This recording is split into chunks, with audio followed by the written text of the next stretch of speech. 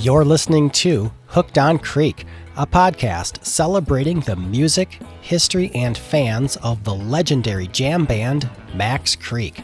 I am your host, Korre Johnson, and you are listening to episode 56.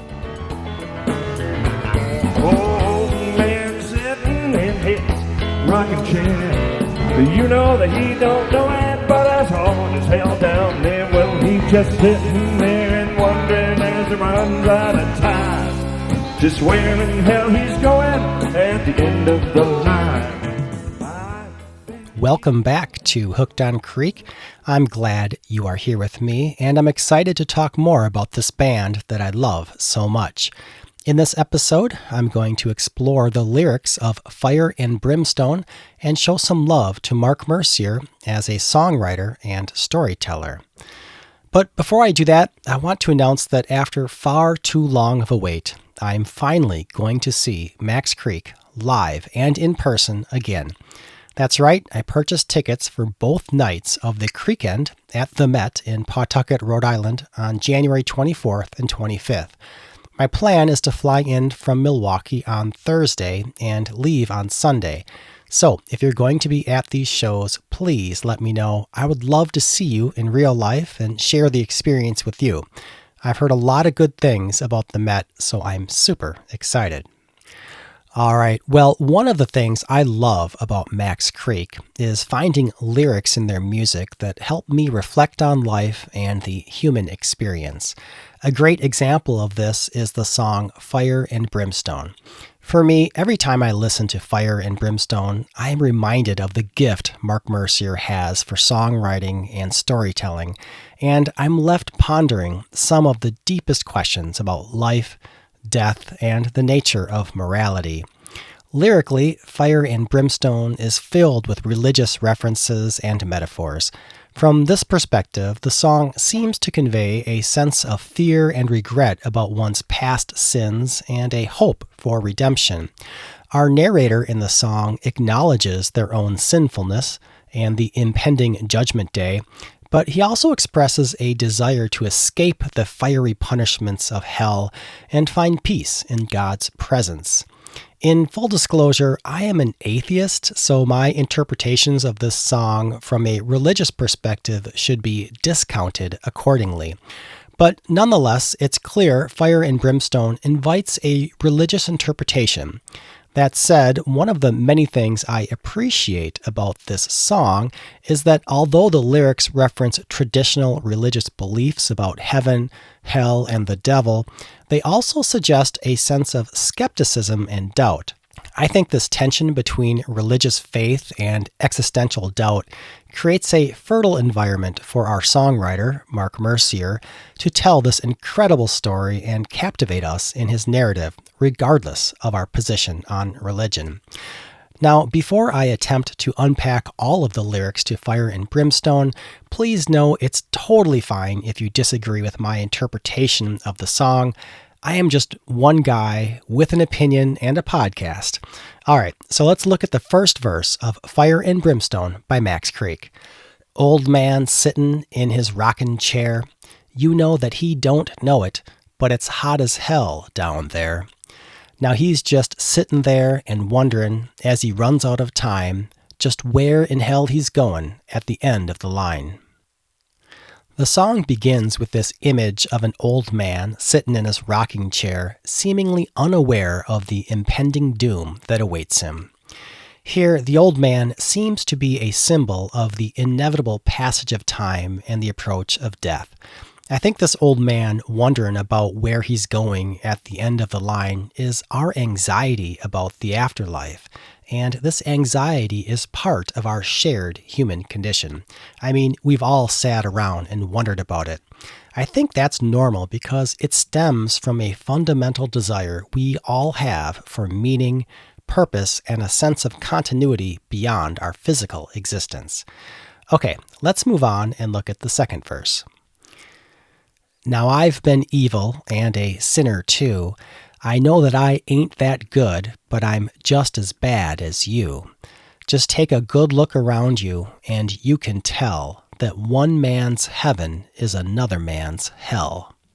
Here, I think Mark is raising questions about morality and the nature of sin.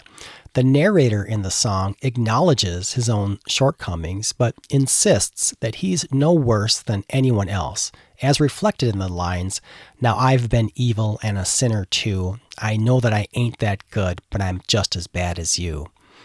In a way, I think this is suggesting a belief in the inherent equality of all human beings, regardless of their actions. And then the line, "Just take a good look around you and you can tell that one man's heaven is another man's hell," seems to point to a subjective nature of morality and the idea that what constitutes good or evil can vary from person to person. I love how this verse challenges assumptions about morality and recognizes different people may have different notions of what is right or wrong behavior. All right, now let's take a look at the chorus. I'm gonna lay me down. I'm gonna lay me down. I'm gonna lay me down, dear Lord. Lay me down by the river to stay with you. I absolutely love the imagery and symbolism Mark brings into the chorus with these lyrics focused around a river. As a metaphor, a river can represent the flow of life, the passage of time, or the boundary between the earthly and the divine. And a river can also be associated with purification and transition. Here, the recurring plea to lay me down by the river seems to reflect a longing for reconciliation with a higher power and a hope for a peaceful afterlife. I think this reveals the narrator's desire for redemption and forgiveness. I can understand how, for religious believers, laying oneself down by the river can be a symbolic act of surrender in the search for divine mercy. But perhaps from a philosophical standpoint, this theme of redemption can be interpreted as taking responsibility for one's actions and seeking authentic self-change. Or, if you prefer, laying oneself down by the river can be interpreted as a desire for peace, rest, or a connection to nature. Or maybe it represents a longing for death. So I think you can take from these lyrics whatever interpretation you want or maybe need. Okay, let's move on to the third verse.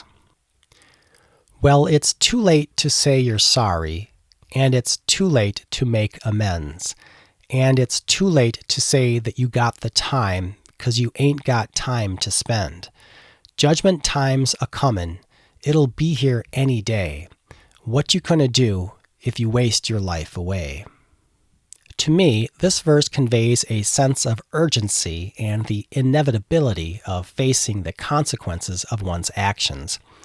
Of course, the concept of Judgment Day is a common theme in many religious traditions, and in this song, the narrator uses it as a reminder that time is limited. But the idea that it might be too late to make amends also points to the potential limits of our actions, recognizing some factors might be outside of our control. But I think the biggest takeaway from this verse is the warning, what you gonna do if you waste your life away? It just hangs there in my mind, reminding me of the weight of my decisions. It forces me to confront my own mortality and calls for me to live more authentically in the face of this awareness. All right, now at this point in the song, the chorus is repeated and then Fire and Brimstone transitions into its final verse.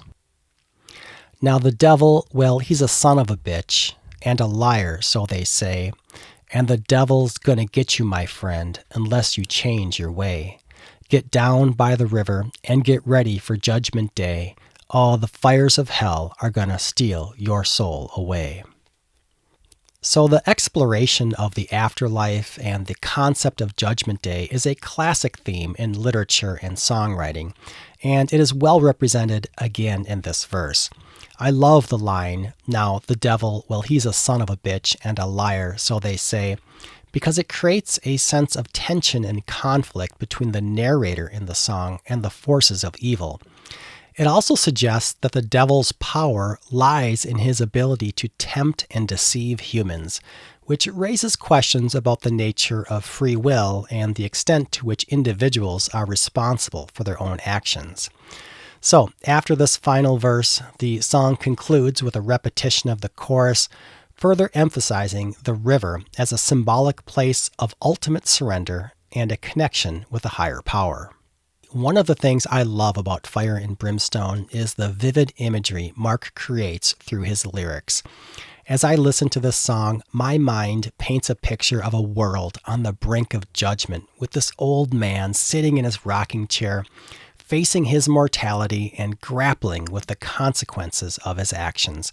I mean, if I close my eyes right now, I can see it perfectly. And then throw in some references to fire, hell, and of course the river, and I've got some great visuals to enhance my musical experience. Another thing worth noticing in this song is the contrast between the verses and the chorus. The verses contain imagery of judgment, sin, and the fires of hell, while the chorus offers a sense of peace and redemption. The verses are harsh and direct, while the chorus, on the other hand, is softer and more introspective. I think this contrast between the verses and the chorus creates a dynamic tension within Fire and Brimstone that adds emotional complexity to the song. So, what does all this mean? Well, taken in its entirety, I think Fire and Brimstone is a thought-provoking song that invites me to consider some of the most fundamental questions about my human experience. And now I will again remind you that as an atheist, I am probably not the most credible person to interpret the religious themes in Fire and Brimstone.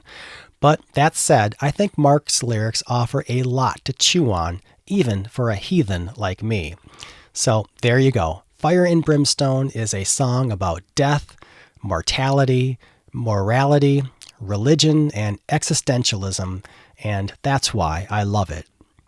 All right, so think about all of that while I play for you an incredible live version of Fire and Brimstone.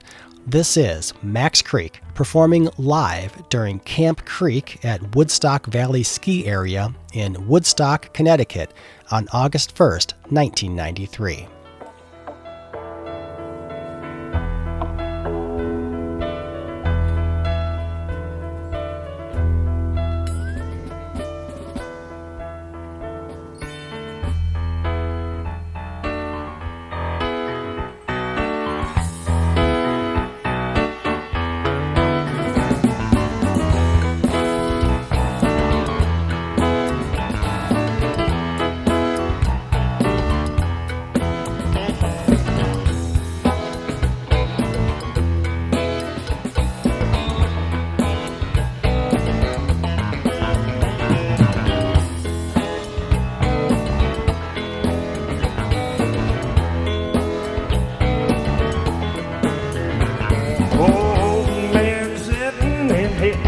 Rocking chair. You know that he don't know it, but as hard as hell down there. Well, he just sitting there and wondering as he runs out of time, just where in hell he's going at the end of the line. I've been evil and a sinner too. I know that I ain't that good, but I'm just as bad as you. Just take a good look around you and you can tell that one man's heaven is another man's hell.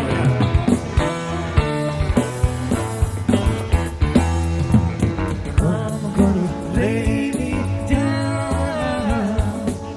I'm gonna lay me down. I'm gonna lay me down. You know, lay me down by the river to stay.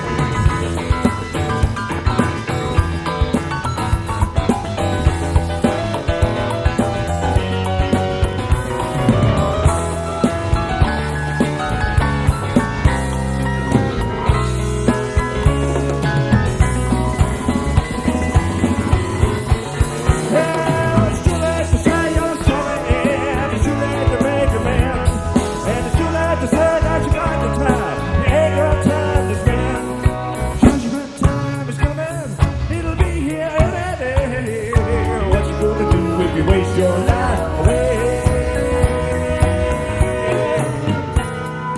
I'm gonna lay me down.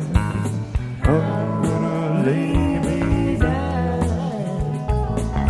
I'm gonna lay me down, dear Lord, lay me down by the river to stay with you.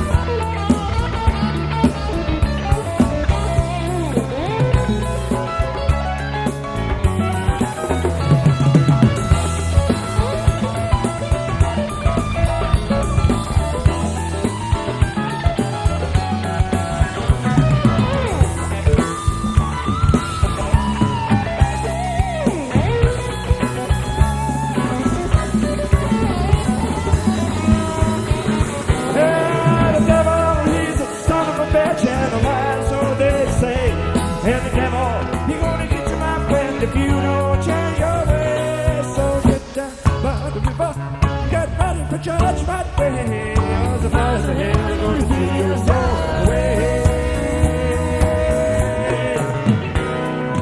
I'm gonna lay me down. I'm gonna lay me down. I'm gonna lay me down. Lay me down by the river to stay with you. I'm gonna lay me down. I'm gonna lay me down. I'm gonna lay me down, dear Lord. Lay me down by the river to stay with you. I'm gonna lay me down. I'm gonna lay me down. I'm gonna lay me down, dear Lord, lay me down by the river to stay with you. I'm gonna lay me down. I'm gonna lay me down. I'm gonna lay me down, dear Lord, lay me down by the river. Stay with you. I'm gonna lay me down. I'm gonna lay me down. I'm gonna lay me down. Dear Lord, lay me down by the river to stay with you. I'm gonna lay me down. Oh, lay me down.